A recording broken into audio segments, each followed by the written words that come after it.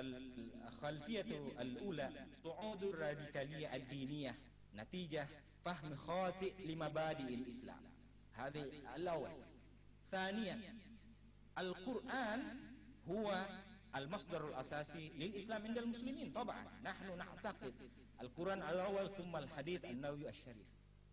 يعني إذا فهم الشخص القرآن فهما خاطئا صعد الراديكالية الدينية، هذا منطقي. آية الجهاد مثلا كما قال الله تعالى في القرآن: فقتلوهم حيث ثقفتموهم وأخرجوهم من حيث أخرجوكم. يعني لو نفهم من الآية مباشرة من دون تفسير الصحيح، يعني ممكن نضرب غير المسلمين، ممكن نقتلهم كما حدث في أي مكان.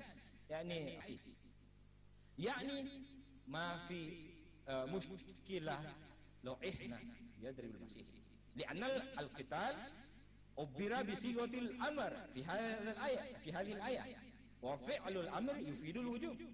هذا خلفية الثانية.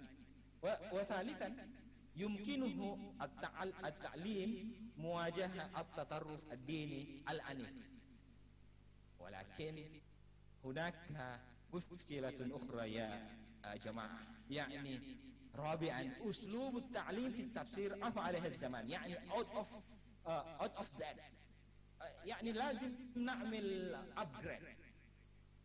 وخامسا، خلفية البحث تظهر النتائج أن المدرسين لا يصبحون عاملا فعالا وجذابا في تدريس آية القرآن التفسير. لهذا السبب أيها المشاهدين، تهدف هذا البحث للتحقيق في استخدام أنمي 3D في تدريس التفسير. هذا هو الهدف. أما نتيجته محسوبة على 1000 كرون، وقد تم جمع البيانات وتحليلها باستخدام برنامج SPSS. ووجدت كما تشاهد في الشاشة تدريس التفسير باستخدام أنمي الرسوم المتحركة 3D يزيد خيال الطلاب واهتماماتهم في تعلم التفسير. وبشكل عام وبشكل عام تساهم هذه النتائج على تشكيل عنصر الوسائط المتعددة من المواد المناسبة لتحسين نوعية المواد التعليمية لتدريس التفسير. ممكن يكفي مني، وبعدين نحن نناقش معنا بعض. خلاص انتهى الوقت. أنا آسف لو تأخرت. أنقل الكلام لرئيس الجلسة. شكرا على الفرصة، والسلام عليكم ورحمة الله وبركاته. Time is yours, moderator.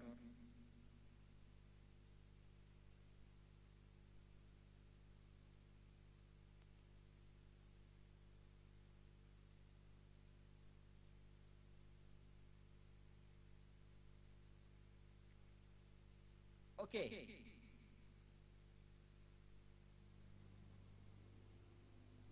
Okay. That was the presentation, Mr. Fuad. Yeah. And now we are going to the next session, that is Q&A session. We have one question from Indonesia, and the question is in Arabic, and it will be read by Ms. Co-Moderator. Please, Miss Yunita.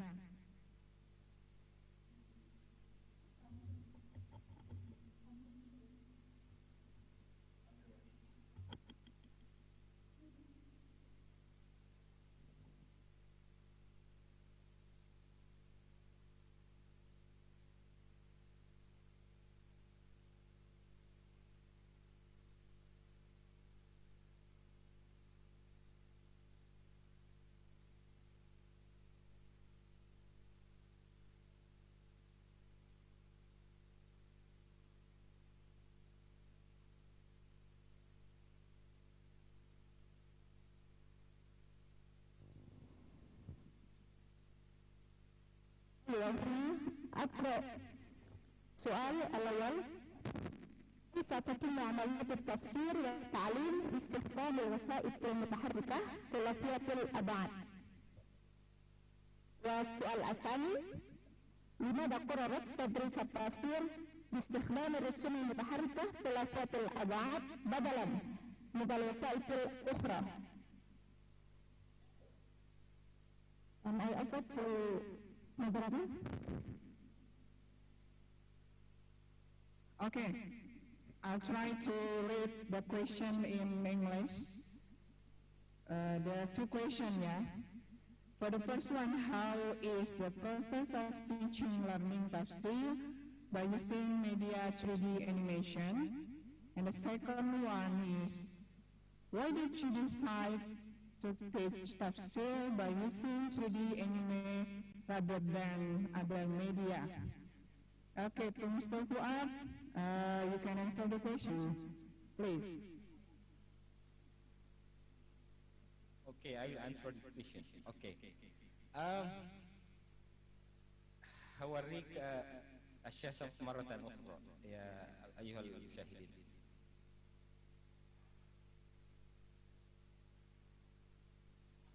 Share screen. Okay. Do you see my share screen? Mr. Fuad, can you answer it in English, please?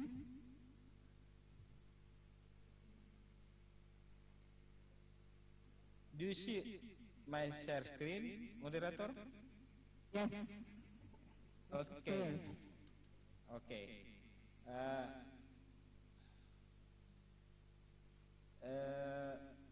كيف أنا أستعمل التطبيق أو التفسير التصويري باستخدام أنيمي 3D؟ ممكن. Nah, ini gambarannya burung salwa ya. Nah, ini dagingnya, ini daging burung salwa. Nah, ini mana? Inilah yang mereka selalu makan sejak peristiwa Allah menurunkan manna wa salwa. Tapi semakin kesini mereka semakin bosan. Nah, ini gambarannya. I translating apa ini? Apakah tidak ada lagi yang lain selain manna wa salwa? سئم بنو إسرائيل من طعام المن والسلوى Mereka bosan dengan وذهبوا makan إلى manna wa موسى salwa. يشكون إليه. Lalu mereka mengadu kepada Nabi Musa. Musa, keluarlah, kami mau berbicara denganmu. Lower your video sound, please. Ini gambarannya Nabi Musa pakai tongkat, ini Nabi Harun. Your video sound, maybe you can turn off your video sound so you can hear your voice. Okay, I will share from video player, not from PowerPoint. Okay. This way.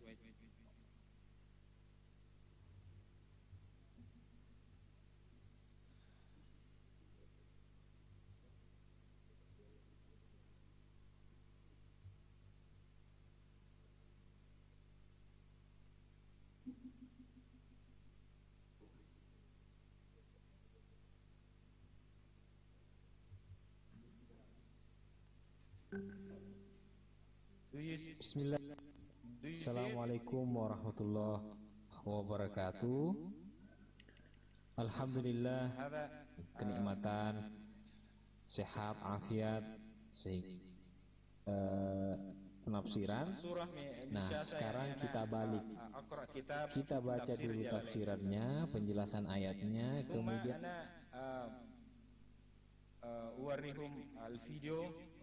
وسلم تسليما كثيرا. وأكل بنو اليوتيوب ثم أنا أترجم إلى اللغة الإندونيسية طبعا من اللغة العربية حتى الأولاد يمكن imagine what from the ayah meanings. Okay. Wait.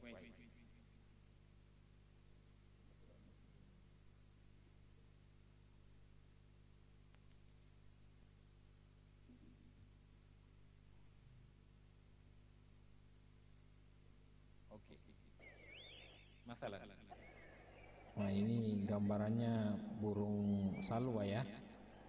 Nah ini dagingnya, ini daging burung salwa. Nah, ini manna. Inilah yang mereka selalu makan. Sejak peristiwa Allah menurunkan manna salwa. Wa idh qultum ya Musa lan nasbira ala ta'amin wahid fad'u lana semakin kesini mereka semakin bosan. tumbitul ardu min baqliha wa kithaiha wa fumiha wa adasiha wa basaliha. Hadhihi hiya al-video anil ayah. Makanan apa ini? لا يوجد غير المن والسلوى Maka tidak ada lagi yang lain selain manna wa salwa. سئم بنو إسرائيل من طعام المن والسلوى Mereka bosan dengan وذهبوا makanan إلى manna wa salwa. موسى يشكون إليه. Lalu mereka mengadu kepada Nabi Musa. اخرج لنا Musa, نريد أن نتكلم معك. keluarlah, kami mau berbicara denganmu. Ini gambarannya Nabi Musa pakai tongkat, ini Nabi Harun.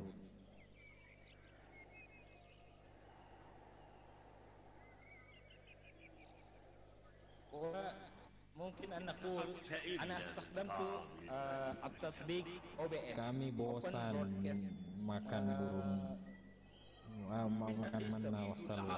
Nah, kami mau tumbuh-tumbuhan, sayur-sayuran. Minta kepada Tuhanmu supaya dimunculkan dari tanah. يلفتهم إلى ظلمهم لأنفسهم ودعاهم إلى الصبر Dia حتى meminta يأتي أمر الله untuk ولكنهم bersabar, ضجروا منه ولم يسمعوا له. tapi mereka tidak mau mendengar.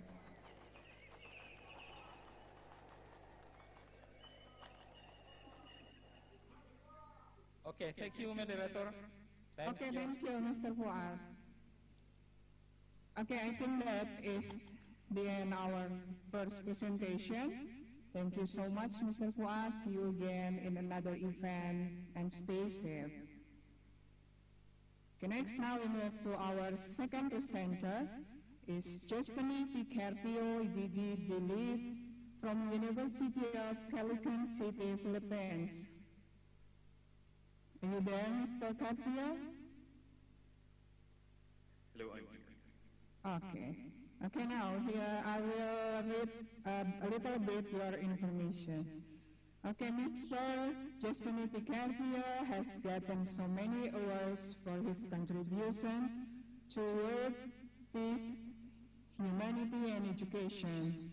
He also has so many other achievements of Doctor Honoris Causa as Honorary Doctor of Letters, Philosophy in Humanity and Peace, and hard work in various fields of community life. Okay, Mr. Carpio, are you ready?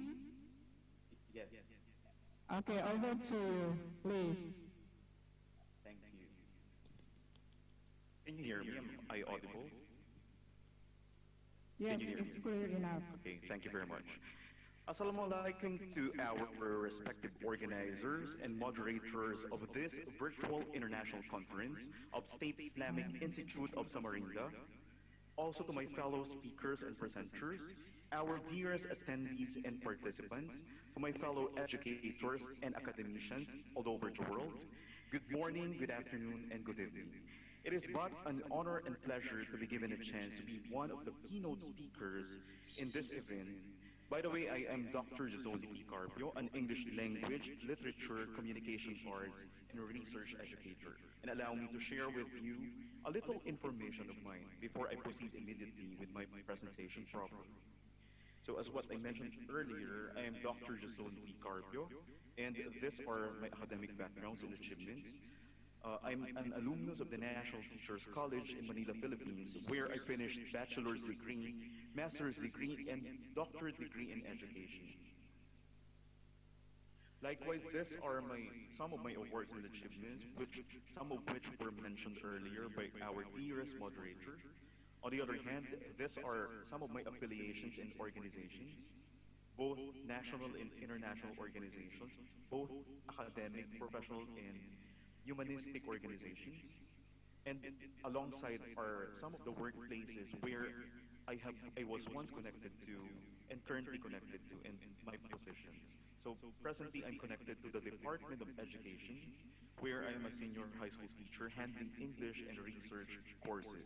Likewise, I'm having my part-time at GPZ Enterprise and Research Consultancy, also in Caloocan City, where I am tasked to be the supervising research consultant for multidisciplinary research.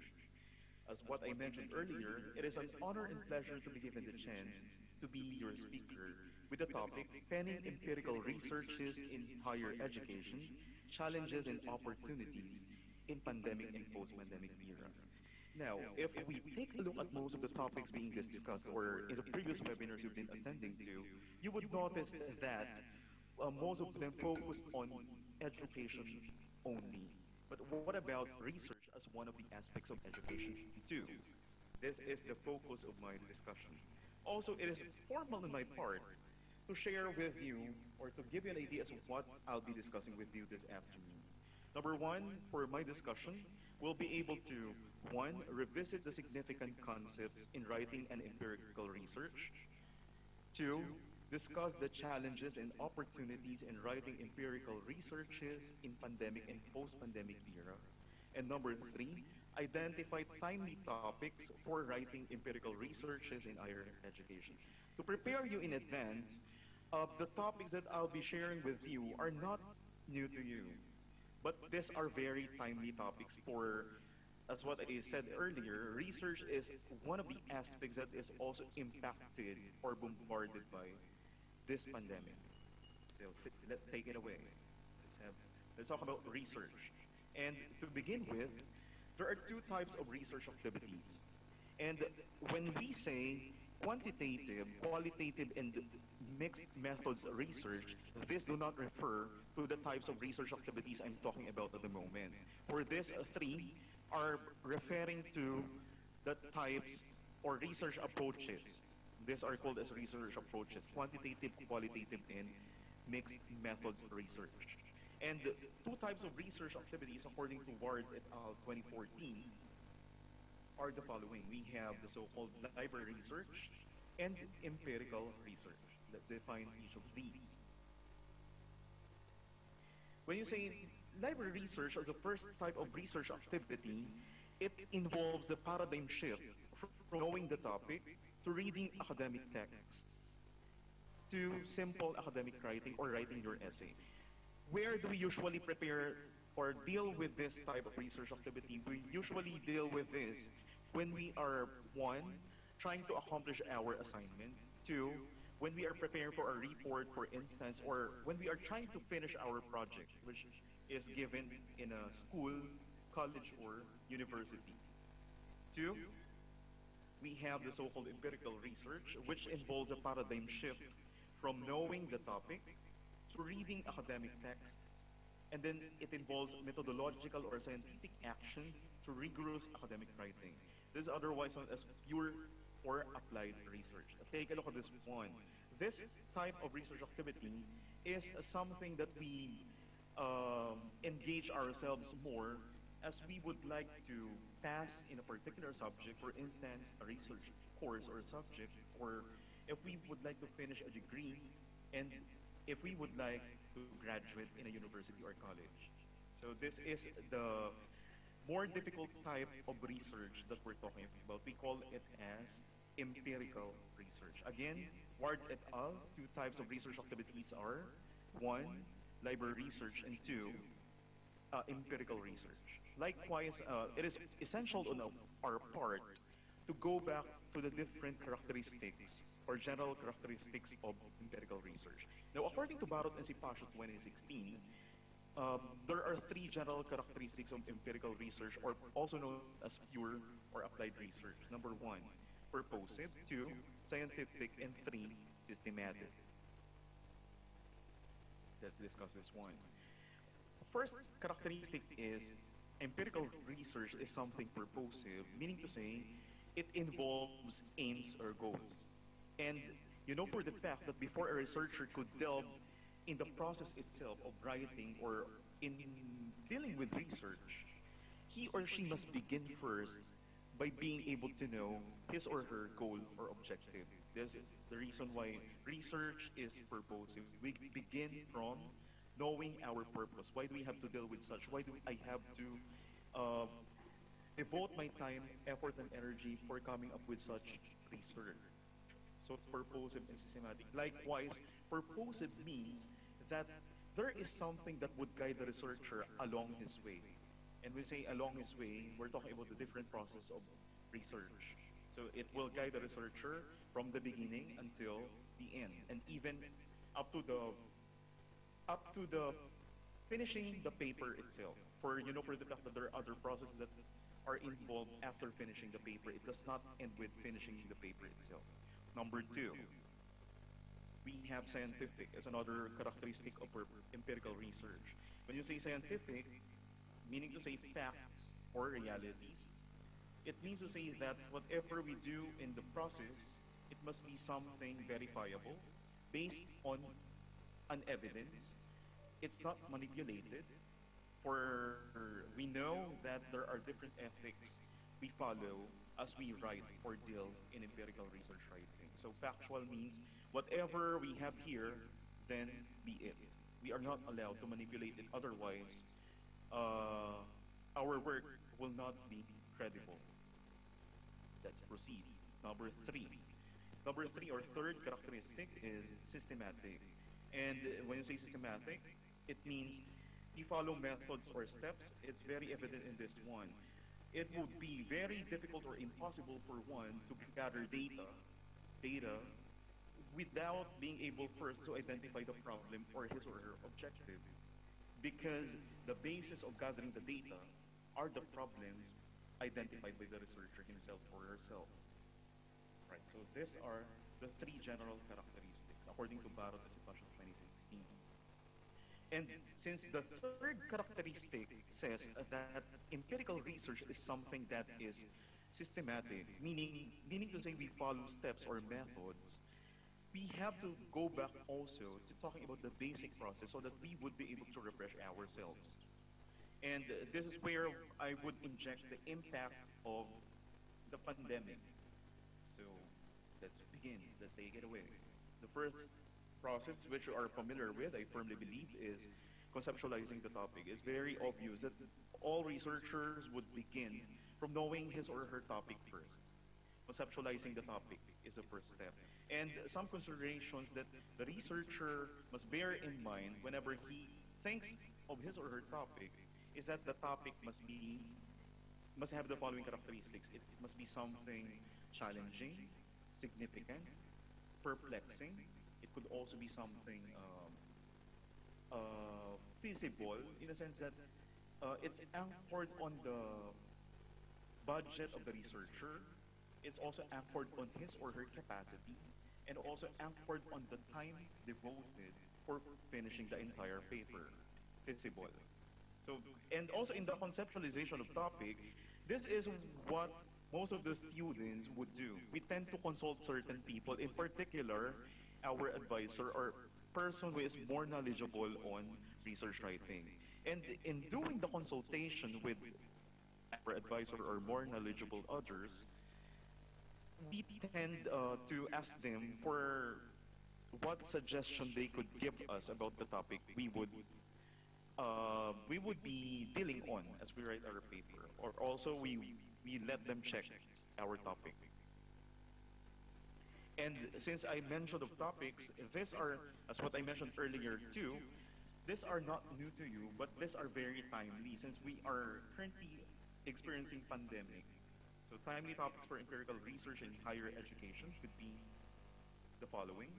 During the pandemic era, we could deal studying on the following: effects of pandemic to higher education, or the preparedness of higher education in terms of the following: preparedness in terms of curriculum, considering that pandemic really impacted and it really changes certain things pertaining to education, involving the following curriculum, just like in the Philippines. We modified our curriculum. If the all curriculum we followed or we've been used to will be something to be delivered for the entire year, consisting of 10 months, then we change it into something that would be executable for certain months only. So we call it as most essential learning competencies. So there's a change in our curriculum, therefore. I firmly believe even in other countries. And then learning resources, learning delivery, if the curriculum will be changed, it will also affect our learning resources or the materials we are using in the classroom. The learning delivery, just like you encountered probably online teaching, synchronous, asynchronous, what else? We have modular instruction. We also have blended learning. Well, these are not new to you. These are just strategies that would help us ease the delivery of curriculum. And also we have the impact of technology in education. Because in a general sense, technology will be very useful in terms of delivering the curriculum itself. Although not everybody has an access to this. And then we have topic on technological, pedagogical, and content knowledge and expertise of both higher educators and learners in higher education. Let's proceed. Now for transitioning from pandemic to post-pandemic era, we could deal on topics such as effectiveness of modified, because as what I mentioned earlier, there were probably modifications on the following, or some other countries made certain changes on their curriculum, or they made new. Just like in higher education, we could also